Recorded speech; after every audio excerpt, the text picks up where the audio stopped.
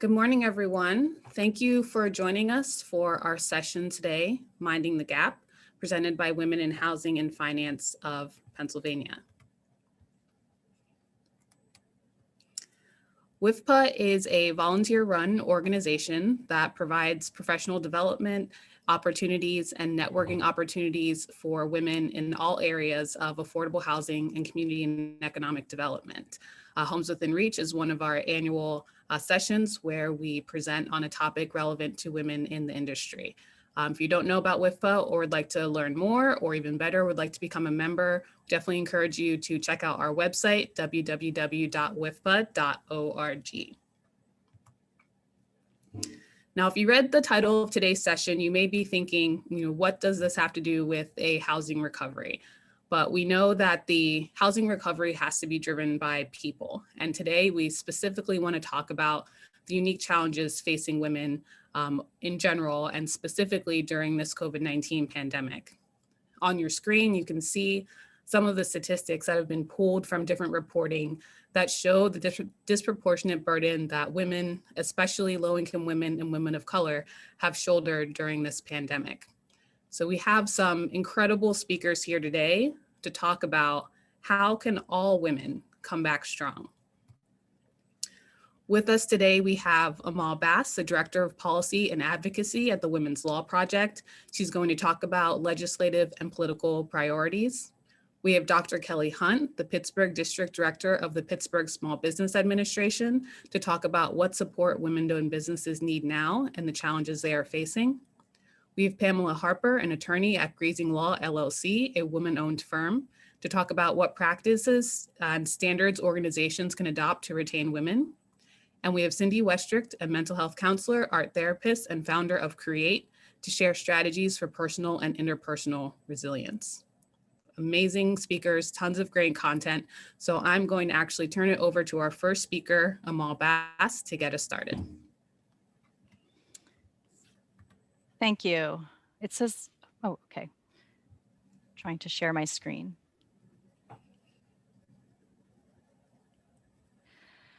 Okay, so I'm going to talk about legislative priorities for advancing gender equity in the workplace. Again, my name is Amal Bass, and I am the Director of Policy and Advocacy and an attorney at the Women's Law Project. And the Women's Law Project is a public interest legal organization that focuses on protecting and expanding the rights of women, girls, and LGBTQ+ people in Pennsylvania and beyond. We are based in Philadelphia and in Pittsburgh. So over the last century, women overall have made gradual gains in the labor force, but the pandemic has, as we all know, for the time being, really changed that. And as you can see on this slide, in the most recent jobs report, all of the losses were jobs that belonged to women. And in addition, in this pandemic, Black women are more likely to be frontline workers who are essential workers during this pandemic, and women of color are also more likely to work in industries that have been the hardest hit. So what's going to happen after the pandemic? Will the women who left the workforce, will those jobs that have been cut, will these women return? Will those jobs come back? And I think that some of the answer to this depends on the type of legislation and whether or not we get the legislation we need to ensure that women come back strong. We have to address barriers in the workplace. And these barriers have been, in the workplace the whole time. But what we've seen in the pandemic is how much harder it is to overcome some of these barriers while also dealing with what's going on with the pandemic and the closure of schools and childcare centers. So I've listed a couple of barriers here: the persistence of stereotypes in society and how that impacts the workplace, this traditional view of seeing women as the center of home and family life, and how that plays a role in discrimination that women face in the workplace, including harassment, unequal pay, pregnancy discrimination, and caretaking discrimination, and also poor work-life balance. Because, if we view women or people who are perceived as women as the center of home and family life, even while they are also working, women continue to bear a disproportionate share of the home responsibilities and caretaking and parenting responsibilities. And when we don't have affordable or accessible childcare, which has really been an issue in the pandemic with schools closing and childcare centers closing, when we don't have flexibility in scheduling, and when we don't have paid leave, that is something that becomes very hard for, I think, all workers, but particularly for women who are taking over most or taking care of most of the family responsibilities. So what are the legislative priorities to try to address some of these barriers? We need to fill gaps in our laws. And so some of the things that I've listed here that I'm going to talk about today, and I'm only going to talk about each one briefly, but the Women's Law Project has a lot more information on this. So please visit our website and talk to us about it as well. So we think we need to provide paid leave. We need to close gaps in our anti-discrimination laws, and we need to improve economic security. So, on the topic of paid leave, many people in the United States and in Pennsylvania do not have access to paid leave.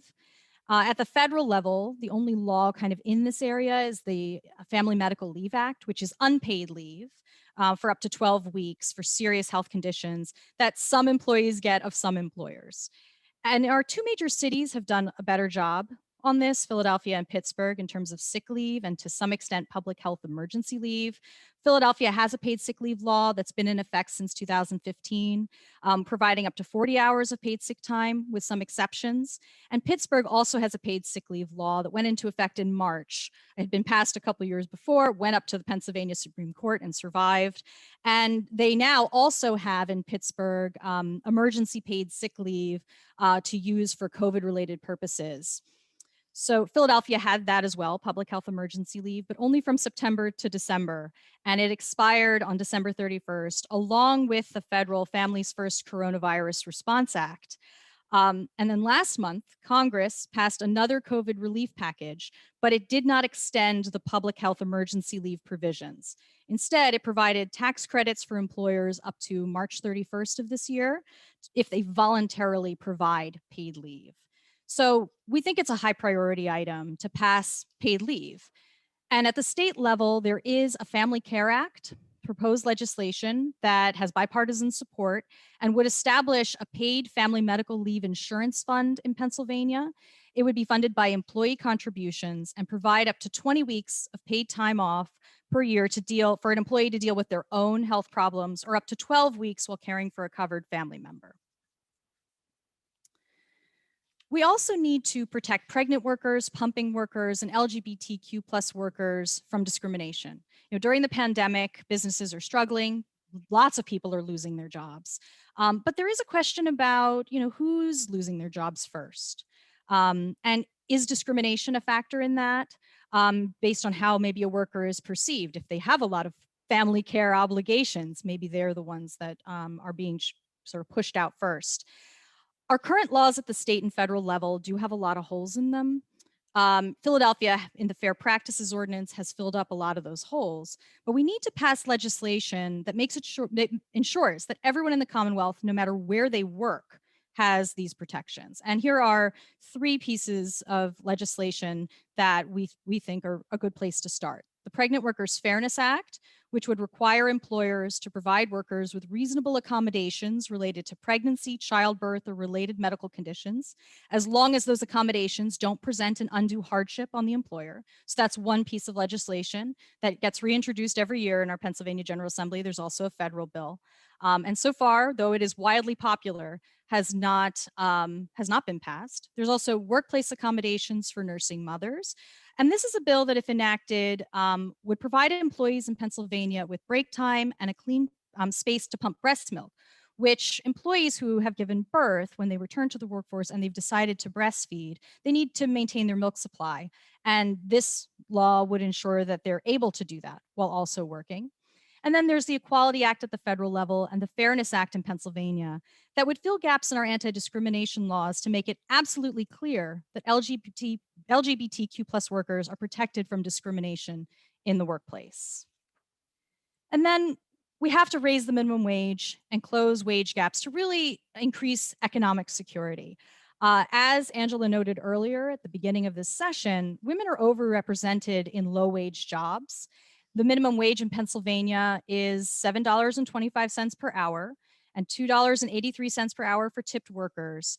And there are many proposals to raise the minimum wage. And the best ones, in the view of the Women's Law Project, are the ones that raise the minimum wage to $15 an hour and eliminate the sub-minimum wage for tipped workers. So it's the fight for 15 and one fair wage.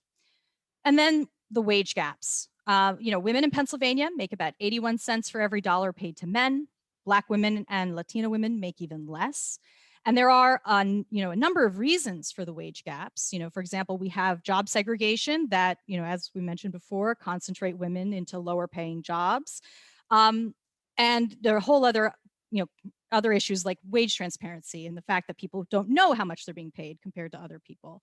But discrimination is a factor as well. And that's true even though we've had laws on the books since 1959 in Pennsylvania and 1963 at the federal level that that make it illegal to have this kind of wage discrepancy. But nevertheless, these wage gaps persist and discrimination persists, and we think that it's important to close loopholes in those laws to make them more effective. And so one example would be making sure that an employer can't rely on a justification saying it's not a sex-based justification for paying people differently. And making sure that it really is actually not a sex-based justification. So there are a lot of loopholes we think should be closed, and there are bills pending to do that. And then finally, I wanted to talk about some legislative threats. So while there are a lot of great proposals out there to advance gender equity in the workplace, there are some legislative threats as well. And one of them is preemption. The current bill in the General Assembly is House Bill 46. And it would prohibit municipalities in Pennsylvania from passing legislation that impacts the workplace. If passed, it would be retroactive, and it would actually take away paid sick days from Philadelphia and Pittsburgh, as well as other workplace laws at the local level. And then there's judicial gerrymandering. And as I speak, there is a a voting meeting in the Judiciary Committee in the House, in the General Assembly, to vote on this bill. And it is a proposed constitutional amendment that would require that voters in Pennsylvania select our appellate judges by districts rather than by voting for them statewide. It's House Bill 38. And so the legislature would draw the districts, giving them a lot of control, eroding judicial independence, and limiting the reach of a person's vote, which we think is really significant because voters won't be able to vote on all the judges that have an impact on their rights. They will only be able to vote for a select smaller group. So that's going to have an impact on how rights are interpreted and the impact voters can have on who interprets what their rights are. So stay tuned. If you're interested in these issues and want to work on them or want to learn more about them, please visit our website, follow us on Twitter, sign up for our action alerts. We are working really hard to focus on these legislative priorities and to ensure that we advance gender equity in the workplace. So thank you. Thank you very much, Amal. So much great information. I'll just ask all of our attendees to please enter your questions in the chat, and we will take all of our questions at the end when we hear from all of our speakers. So thank you again, Amal. And now I'll turn it over to Dr. Kelly Hunt.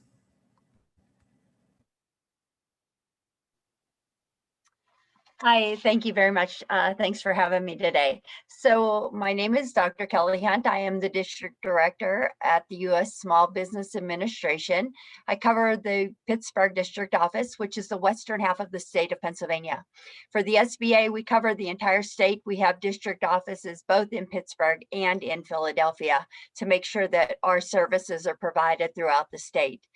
So today I want to talk to you a little bit about women entrepreneurship and different avenues for women employment that are more non-traditional than just, going to work for someone else. And so when we talk about women business owners and women entrepreneurship, it's actually an area that women are very well represented in. Women are very creative sometimes by nature, and or want to have businesses, and sometimes some of the things that Emil had discussed, some of the barriers to going into the workforce can actually be changed by entrepreneurship, by owning your own business and being able to set your own rules for how you work. And so some of the statistics across the nation look pretty good for women. We have about 13 million women business owners across the nation. And about half, almost half of all business startups and ownerships are women-owned businesses. So women are starting businesses, they're keeping the businesses, they're growing the businesses. Women-owned businesses employ about 9.4 million workers. So these are, a lot of these businesses owned by women are more than just a one-person sole proprietor business. They actually have a lot of employees, so over 9 million employees. And the biggest thing that is really an impressive number is that women-owned businesses in America generate about $1.9 trillion in revenue. So when you see these numbers that start with a T being thrown around on the news, you can see that 1.9 trillion of revenue in the United States is generated by women-owned businesses. And women-owned businesses are of course, a priority for me. I am a woman owned, I actually own my own businesses on top of what I do for the Small Business Administration, and have been an entrepreneur for quite a long time. And, when you look into a community and we talk about building communities that people want to live in, and that the values of that community are increased, you're going to have communities that have businesses in. So, if you think about that, people want to live in a place where they can go to the store, where they can get their hair done, where there's a childcare center, like Mill had mentioned earlier. These are businesses that need to be at that community level, and so many more, whether it's a place to get your car fixed or get your car washed or people to cut your grass. These are all opportunities for businesses that operate on that community level, that not only operate there, but they become a part of that community. If you have a child and that child is playing in a little league game, and you go to watch your child play basketball or baseball or something, and you look at the uniforms they're wearing, typically those uniforms have the name of a local small business on that uniform. They're not sponsored by big corporations. You don't see Apple sponsoring your child's little league team or your daughter's softball team. You're going to see local small businesses that are invested in the community. And so what I want to talk to women about today is to change the mindset that when you are ready to enter the workforce and you're ready to do that, that does not mean that you have to go to work for someone else. When I was in higher education, I had a sign on the wall of my office, and it says, you have two choices. You're either going to go to work today to make someone else's dream come true, or you're going to go to work today to make your own dream come true. And the one thing about the Small Business Administration, being a federal agency, I can be so proud about what we do to help women entrepreneurs to fulfill their dream of entrepreneurship and small business ownership. And so we have a lot of resources out there to help small businesses, and particularly some of the underserved communities, women-owned small businesses, minority-owned small businesses, and service-disabled veteran-owned small businesses. Those are some of the ones that we consider to be the more economically and socially disadvantaged businesses. And they actually, we actually have special programming to ensure that they are getting their fair share in the resources that the SBA offers, in the funds that we put out by way of loans to small businesses. And most importantly, one of the most important parts is the government contracts that our federal government puts out there. So I'll just talk briefly about those and then give you some contact information. So like I had mentioned, across the United States, we have two district offices, one in Pittsburgh and one in Philadelphia. We cover the entire state, but we have a whole host of resource partners that are out there to help our women entrepreneurs and all entrepreneurs and small business owners. So we have our small business development centers, which we call SBDCs. We have about 17 or 18 of those across the state that are there. They offer free one-on-one counseling to anybody that comes in the door. We have 4 women's business centers that only focus on women entrepreneurship. Now, they don't turn away anyone. Anybody could go there, but their programs are designed for women, and the resources that they have are designed to help to specifically help women. And so we have 4 of those across the state, and they have very large footprints, and so they do cover most of the higher population areas in the state. We have SCORE chapters, which are people that are volunteering their time to mentor and to help small businesses to start and grow. SCORE is a great way to get a business started, especially if you're looking for a mentor that is industry specific. And so you can get those from SCORE. We have also a Veterans Business Opportunity Center that helps our veterans as well. But through these resource centers, like I said, you can receive free one-on-one counseling. You can take free and very low cost training classes. And so there's a lot of resources out there to help you start and grow a business. So anywhere in that entrepreneurial life cycle, you can go to a resource partner or call my office, and we're here to help you to get that business going. I had mentioned some of the programs that we have that are particularly for underserved communities and underserved business owners, the women, minority, and service disabled veterans. In our government contracting, most people don't think about that when they're starting a business, but the government, our federal government in the United States, is the largest buyer of goods and service in the entire world. So if you think about that, nobody in the world buys as much stuff as our federal government, as US federal government. So if you have a product or service that the government buys, and believe me, they buy everything from consultants to training to grass cutting to hair cutting, to cupcakes, they buy it all. If you have a product or service, then you should want to sell that to the government, because that is a great way to grow your business, to expand your business.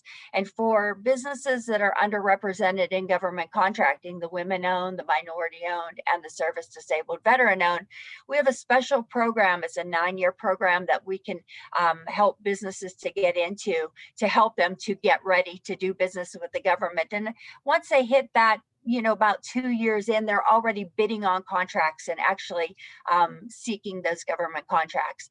23% of all federal dollars go to small businesses. It's a federal mandate. It's a law. Businesses, contracting officers are out there looking for businesses to meet this need. So it is and then within that, there are other mandatory percentages that go to minority and women and service disabled. So it's a very big piece of the pie that we really want to help people to get into. Another thing that I wanted to mention briefly is something that kicked off, was just launched on Monday. So we have been really working this past year. One of our areas that we were very involved in wanting to really grow was our outreach to women business owners and entrepreneurs. And so on Monday, the Small Business Administration launched a virtual learning platform that is called Ascent, and it's ASCENT, Ascent. This learning platform is designed for women entrepreneurs and business owners that want to start or grow a business. It is completely free. You can log on. There's different journeys that you can take. Those journeys are what we would consider a module. So different journeys that you can take to learn how to grow and start a business on there. So I encourage you to take a look at that. Our website is SBA for smallbusinessadministration.gov. For any of the local resources I talked about, the small business development centers, our SCORE chapters, women's business centers, you can go to sba.gov and click on the local resources page. On that local resources page, you can put in an area, your zip code, and you can find what resources are near you where you can get some of this free counseling. You can do that. You can also sign up for our newsletters that we send out to tell you what's going on. There's calendars on there where you can see what free training is coming in your area. But, you know, just really know that the SBA is committed to helping small businesses to start, to grow, and to recover. We have a lot of stuff going on right now where we are working with our lenders to get the money out there that has come through on the economic aid stimulus package. We are getting these funds out there. This week, that program only opened up to underserved businesses in underserved communities. So we're working on that. It will be opening up to all small businesses across the United States soon. But, you know, if you're an existing business, know that we have things out there to help you. We're, you know, actively, you know, want to do that. And if you're looking at maybe starting a business, you know, now's a great time. There were businesses that started during the pandemic, and some of them are doing really well, but we're here to provide you that help to make sure that your business does succeed. So again, it's Kelly Hunt. I'm with the Small Business Administration. Check us out on sba.gov. Thanks. Thank you, Dr. Hunt. Again, please add all of your questions to the chat and we will take them at the end. Now I'd like to turn it over to Pamela Harper. Thank you, Angela. Angela introduced the session by sharing some data with respect to the impact of COVID on women in the workplace. And I just want to take a few moments to put her comments in context because it's important. There is an opportunity cost, a very severe opportunity cost that's associated with the withdrawal of women from the workplace. One of which is, quite frankly, it negatively impacts organizational performance. There is a vast amount of empirical evidence that organizations that are in the top quartile of gender diversity are 25% more likely to outperform their peers. So there is an organizational risk associated with this. Last September, 865,000 women left the workplace in 1 month. That, I submit to you, is an astounding number. Absolutely astounding. And what it does is it negatively impacts and, more importantly, skews the pipeline for future talent. And that has a negative impact and an adverse effect that is very difficult to overcome. With respect to women, what that translates to in dollars and cents is it's lost wages, it's lost retirement income, lost 401k contributions, lost 401k matches. And that income is very difficult to recapture, if at all. And so when and if women do return to the workplace, the fundamental question becomes, will they return at parity? Will they return at parity? And that's really, and that is why the gender pay gap, which is one of the barriers that Amal discussed earlier in her presentation, that is why the gender pay gap is so very, very critical. Now, on average, we all know that nationally, women earn 82 cents for every dollar earned by men. And Amal shared with you the numbers specifically for the Commonwealth of Pennsylvania. But what this means nationally is that women will not reach pay parity until the year 2059.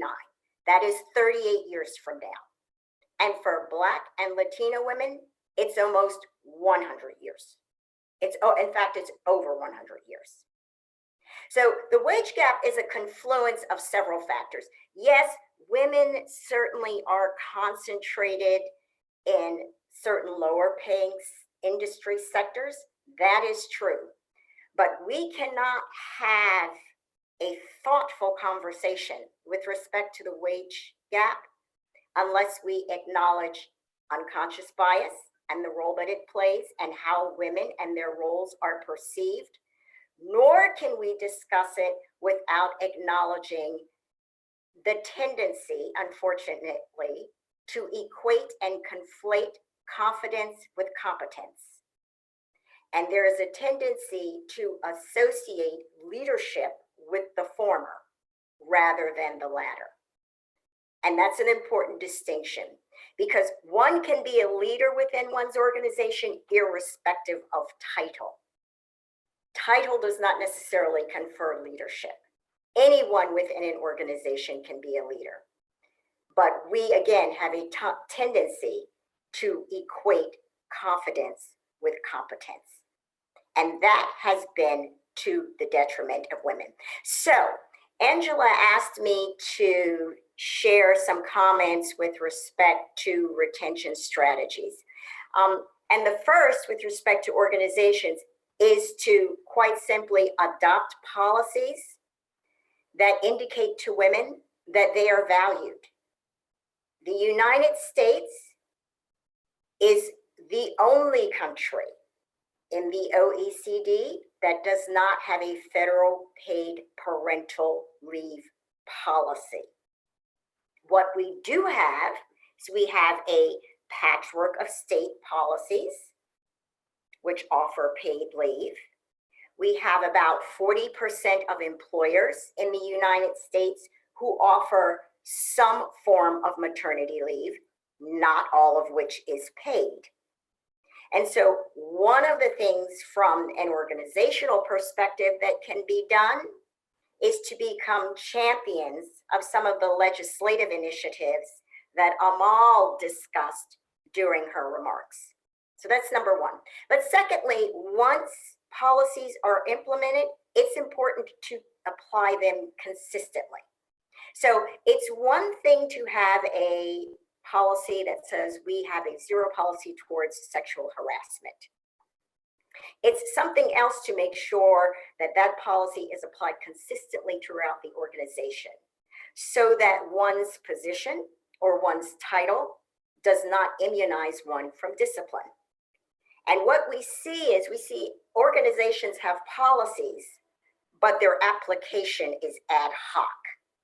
And what that does is it sends a message that the policy is fungible. And over time, that is a deterrent to retaining women in the workforce. It's a deterrent to retention when you see mediocrity rewarded, or if you see certain members in an organization getting an institutional pass for behavior that we all know is unbecoming.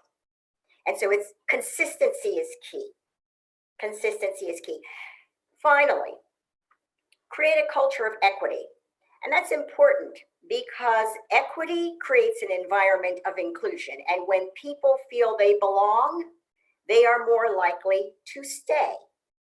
When people feel that they belong, that they are being heard, that creates an environment of inclusion. And when people stay, it enhances your retention numbers, quite simply. Diversity is quantitative. Inclusion is qualitative. We need both, and organizations need to focus on both. And finally, organizations that are truly committed to retention, most have some form of a mentoring and or a sponsoring program. Now, mentoring tends to be easier to implement. More organizations tend to have mentoring programs than sponsorship programs. They're easier to implement. They tend to be less of an institutional lift. But both are key, both are important, both serve very different functions, and it's important to understand what those functions are and how to structure them. But the bottom line is that any organization that is really, truly committed to retention on any level, you're going to have a mentorship program, and ideally you're going to have a sponsorship program across the board. Finally, Angela asked me to share some comments with respect to executive leadership. And yes, it really does start from the top. And so one of the first things the senior management team can do is commit to equal pay. Organizations don't need a legal mandate to commit to equal pay. You don't need a law to commit to equal pay. It is a fundamental, it's a business decision to commit to equal pay. It's not a legal one.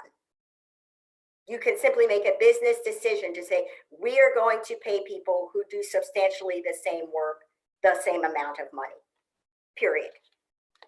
The second thing that organizations can do is to examine their policies to ensure that they are structured to interrupt bias, particularly during the initial phases of the hiring process. So along 4 dimensions, taking a look at policies with respect to hiring, with respect to assignments, with respect to performance evaluations, and finally with respect to compensation, not executive comp, but compensation.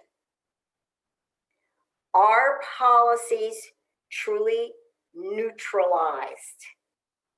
Are policies designed to eliminate or interrupt bias? Closely aligned with that is taking a very close look at your cultural ecosystem. Most organizations are not particularly introspective. They don't take a lot of time to self-reflect.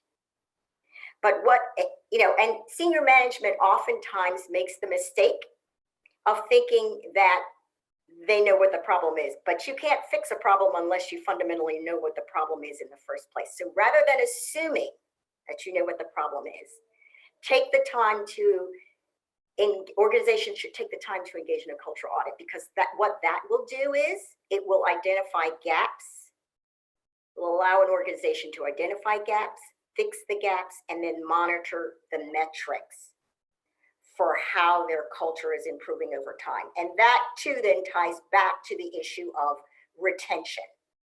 If organizations are doing that correctly, their retention numbers should theoretically improve.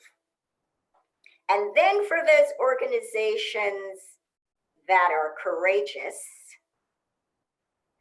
to link their compensation with reduced turnover metrics and retention.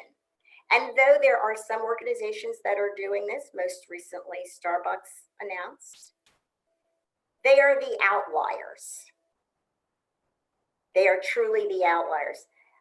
There are, according to the most recent data that I've seen, only 2.6% of Russell 3000 companies reported linking diversity and inclusion to compensation. Only 2.6% of the Russell 3000. It's like 75, 76 companies. But until and unless diversity and inclusion, and so as part of that, I include that addresses the whole issue of women and retention and best practices, until diversity and inclusion is deemed a business rather than a social imperative, we will continue to have these ongoing discussions with respect to the gender wage gap and the extent to which, again, confidence and competence are conflated and the negative impact that that has on women in the workplace. And I'll turn it back over to Angela. Thank you very much for those comments. Again, please add all of your questions to the chat. To close us out, I'll turn it over to Cindy Westrick. Thank you. Let's see here. Got a screen share I want to share with you guys. Here we go. So I want to thank you all for having me here today. We're here to talk about the essential conversation about personal and interpersonal strategies for resilience. So the persistent demands and pressures for women during COVID, the lack of support that they have, the deteriorating networks, and concern for health and safety are causing heightened levels of mental and physical health risks for the women of today. These health risks are further compounded by longstanding and concurrent issues of inequalities, domestic violence, and economic downturn. Therefore, at no other time has it been more imperative to address the resiliency for women, as they are the heart of our communities. So what is resiliency? As defined by the American Psychological Association, resiliency is the process of adapting well in the face of adversity, trauma, tragedy, stress, such as family and relationship problems, serious health problems, and workplace and financial stressors. We kind of think of resiliency as being able to bounce back and to move forward. So it's important to acknowledge that it's a time to not minimize feelings, but to express them as opposed to suppress them. Resiliency also calls for us to be patient and gentle with ourselves so that healing can take place. Knowing that at the end of this resiliency, there's actually through them, there's opportunities for learning new ideas, gaining new awarenesses and insights, and acquiring new skills that will actually propel us forward. And on the other side of hardships, there is personal growth and transformation for new beginnings. So having hope is essential. What resilience is not about having shoulds, coulds, or woulds, or de-emphasizing the stresses that women are going through. And it's also not a sign of personal toughness and or viewing vulnerability as a sign of weakness. If not, it's just the opposite of these. So how do we help women become empowered? The American Psychological Association looks at 4 components of resilience. I've added in a 5th one. The first is to look at women and how we are connected to one another and gain our strength from that. Having wellness, having healthy thinking, and looking at our lives with purpose and meaning. And last of all, but not, I think most importantly, is knowing how to seek help and where to seek help. So how do women build healthy connections? There are strong characteristics between those relationships which are healthy and unhealthy, and it's very essential for women to understand what are healthy relationships and the components of those. Throughout many cultures and through relationships, we see that there are 2 concurrent factors that make a relationship very healthy, which would be mutual respect for personal boundaries, mutual reciprocity, which allows for women empowering other women with a nice give and take, empathic understanding, and also having compassion with active as opposed to passive listening for feeling validated. But to make sure that the relationships are safe and that they are built over time with a sense of trust, and looking at intimacy increasing with vulnerability. I think it's important to also highlight that suicide is the 10th leading cause of death in the United States, and it's climbing very highly with COVID. So we couldn't look at connectedness as a way of prevention from suicide now more than ever. And speaking of this, we need to look at how does one cope with loneliness, especially during COVID. And it's essential to note that there's a difference between being alone versus lonely. Alone time is time which allows you to gather yourself and get a feeling of centeredness and groundedness and feeling refreshed and renewed, as opposed to loneliness, which is what women can do when they begin to isolate themselves. And that isolation can be a red flag that there might be need for help. And asking and reaching for help from others is essential. And I have more about this conversation on my website. I have a blogs, and I'll also talk about other sites that you can visit on my blog for more information as we go forward. So in reaching out, to be aware of when you need to reach out, and also be aware when someone else may need your reaching out, is the importance of this connectedness. To reach out if there's domestic violence, if you see it, or if you see that happening to yourself. That domestic violence is imperative to look at now during COVID, where women are at home. So domestic violence can be physical, emotional, sexual, as well as financial. The signs for depression, anxiety, and loneliness, and being preventative and proactive about mental health. So identifying characteristics of healthy relationships, I have a whole blog on this, so you're welcome to visit my website at www.createarttherapy.com. Maintaining wellness is another component of resilience, and we want to look at 4 different aspects of this. The physical wellness, which would include a healthy diet, exercise, which I call vitality time, sleep, getting hydrated, having your wellness visits, and taking medications that are that are prescribed by one's doctor. Emotional and mental health can be found with mindfulness, expressing feelings, and responding instead of reacting. Social wellness would be that for having healthy relationships, as we just discussed, strong support systems, and then spirituality, which is very individualized depending on how one practices their spirituality, but with the idea that it would provide and restore hope. What we need to be aware of is the numbing behaviors. So I call these overdoing it behaviors, such as overeating, alcohol consumption, overspending, oversleeping, overspending online, and overuse of social media, especially before bedtime, and or excessive television, which do lead to issues of insomnia.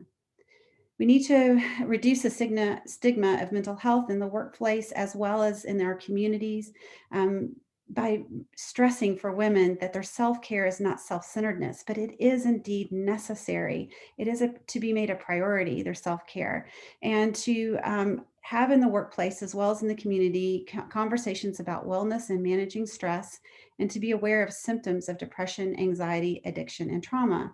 And I have more of this on my website too as well. So a 4-minute self-care check-in can be very helpful. Simply taking a sheet of paper, dividing it in half, and then in half again, getting 4 sections, and then going to each section and labeling it 1 physical health, 1 spiritual, 1 social and emotional. You can begin to do just an inventory and see if there might be an area where you're lacking. And this will also indicate for us how balanced our lifestyle may be. One of the things I've heard over my 25 years of being a therapist, specifically doing stress management in a hospital, is that many times people, especially women, will say, I do not have time and I do not have money to be able to manage stress. So I'm going to debunk that right now. On my website, I've got over 100 ideas for how to de-stress and to do it under 45 minutes and less than $5. So go there. Focusing on our healthy thought is another way to really look at how to be resilient. We know with cognitive behavioral therapy that our thoughts have an impact on our feelings, which have an impact on what we do. So by having really strong thoughts, not the thoughts that take us down the bunny holes, but really strong thoughts that are based on reality and objectivity, we know that we can see a difference between responding and reactivity. Noting that when we're responding, we're opening up opportunities for more options and more possibilities. And we're also looking at acceptance versus resistance. We can reflect on other times we've also used our positive thoughts to go forward. And visualizing is also important, and I'll talk about that in just a sec. Another inventory, GLAD inventory by Donald Altman, is very helpful. I found for women, especially before bedtime, is that they'll make a list of the day, just a mental note of their GLAD inventory, or what they're grateful for, what they've learned for the day, how they can acknowledge themselves for what they've done, and also for what they've discovered. And the idea of visualizing for oneself is creating a hope collage, and I have this on my website too. We know that when we visualize things, it will help create new neural pathways. So visual images or words are important, but visual imagery is very strong in creating our positive intentions. There's more information about journaling for wellness and stress reduction, creating positive intentions on my blogs. And the next and the 4th idea for resilience is finding meaning and purpose in life. And we do this through altruistic help for other people and for volunteering. And we can find those healthy relationships many times in those groups. Being proactive about your personal goals and embracing self-growth and self-discovery can be helpful for finding meaning and purpose. And last of all, but not least, seek help. You're not alone. And there's many people that are out there to help. And I find a huge shift for women when they do say, hey, this was really helpful. And I've been holding back for so many years, but when I've reached out to find help, I've had a huge amount of relief with this. I'm available for a 15 free minute consultation if anybody would like to call me. Also too, I'd like to say that we do have a free suicide prevention hotline nationwide that's available 24/7. So thank you very much for allowing me to help and be here today.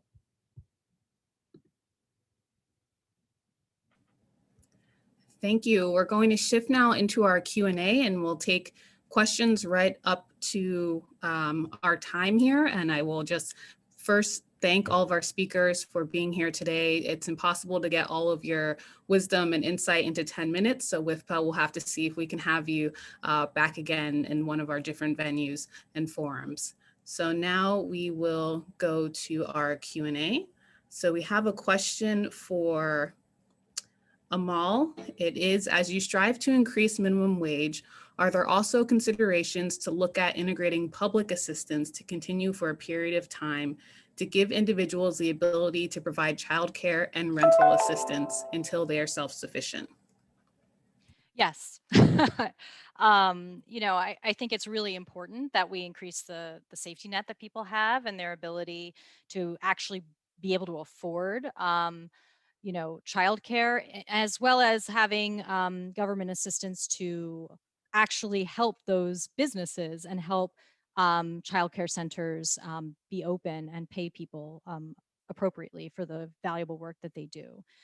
So that's certainly true. We work at the Women's Law Project with a lot of other organizations in the public interest community, some that are much more focused on providing on public assistance specifically than we are. But we certainly are tied in with those efforts and support those efforts. Thank you. And we have a question for Kelly that attendees interested in if you know the percentage of women-owned businesses in Pennsylvania and the revenue figure. And I would add if you're seeing any specific impacts for women-owned businesses in Pennsylvania during COVID. Sure. I don't have, I have the national figures in front of me. In Pennsylvania, we do have about 300,000 women-owned businesses, but I'm not sure what that percentage is. But of course, during COVID, a lot of the women business owners are finding the same issues that you would have if you worked for someone else, except for the fact that a lot of times you can bring your kids to work with you and you can do different things like that when you're the business owner. So there are those types of constraints, but I would say to a lesser extent than you would have if you're an employee of another company. We are finding not necessarily kind of more minority-owned businesses in general, and especially the very small businesses are having trouble accessing the capital that they need to survive during COVID. And this has been a big issue. It was something that I had spoke to a lot in the end of the year last year.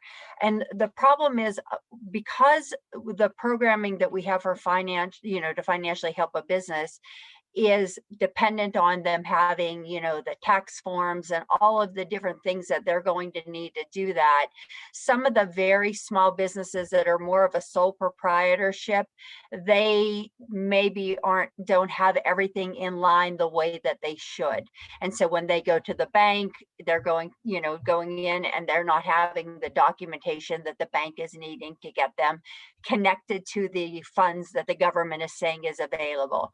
And so that is why we have really made this push this week that is happening, as I mentioned, that portal only being open to minority-owned businesses, women-owned, and service-disabled veteran-owned businesses, because we really need to make sure that they're getting that. And when I talk about all these resource partners that we have out there, the small business development centers, the SCORE chapters, women's business centers, my office, that provide this free counseling, we want those businesses to contact us so that we can help them to make sure that when these federal funds come down the road, that they are ready to get their share of that money.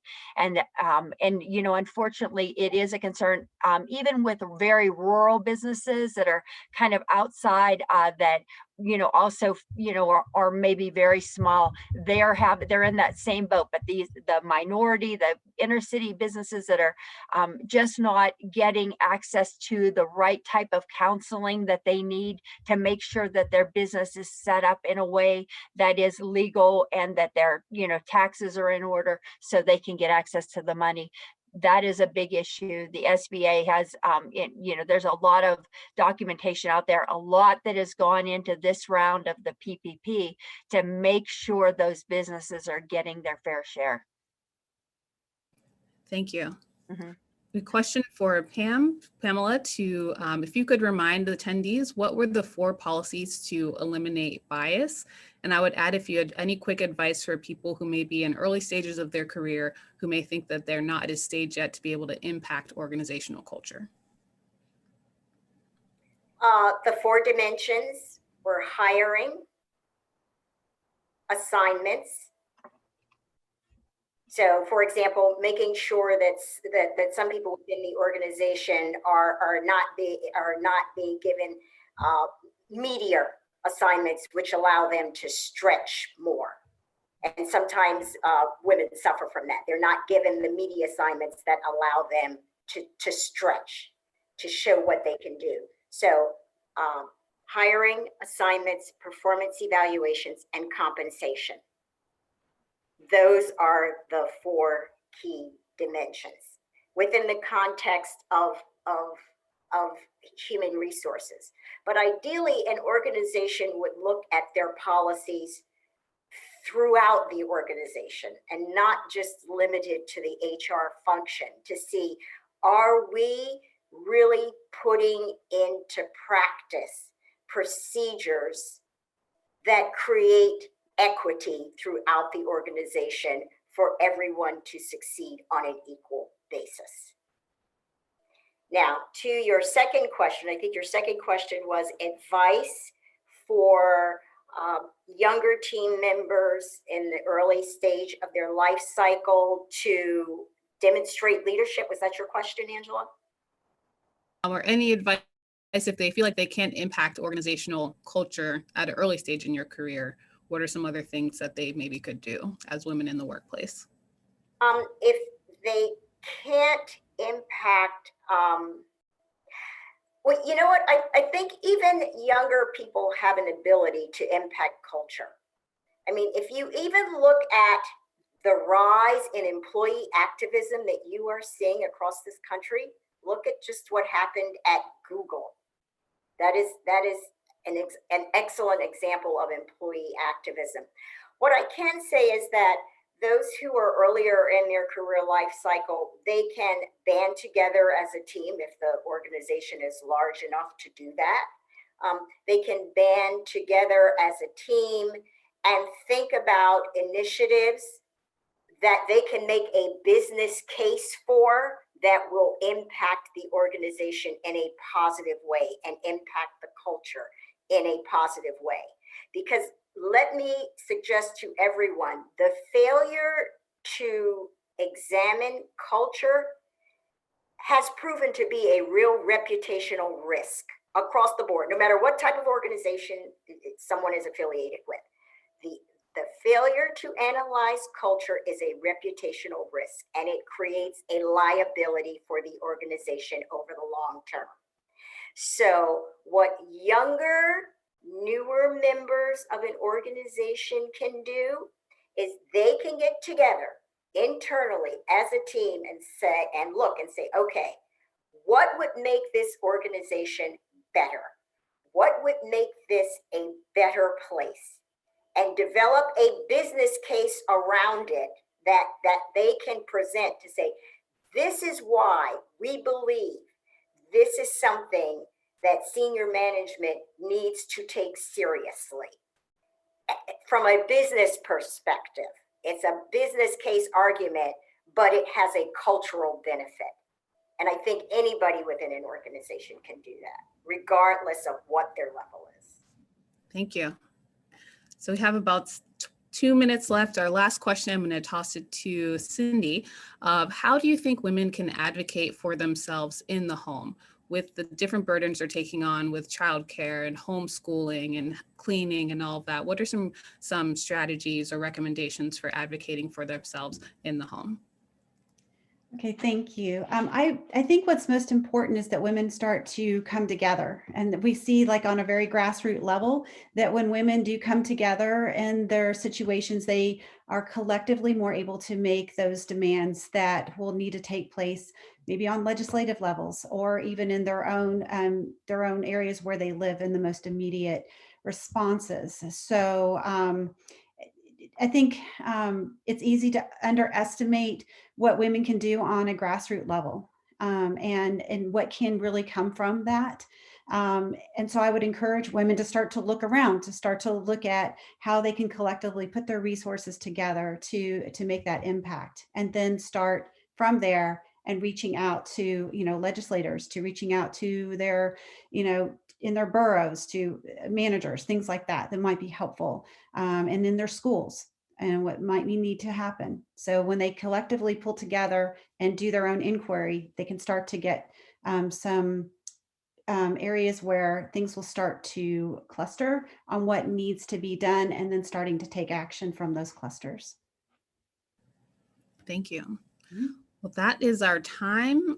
We didn't get to all of the questions, but we absolutely will have to have all of you back to share some more of your insight and recommendations. Thank you all for taking the time to join our session, our attendees. Thanks to our speakers, thanks to the Housing Alliance, and everyone, stay safe out there and take good care of yourself.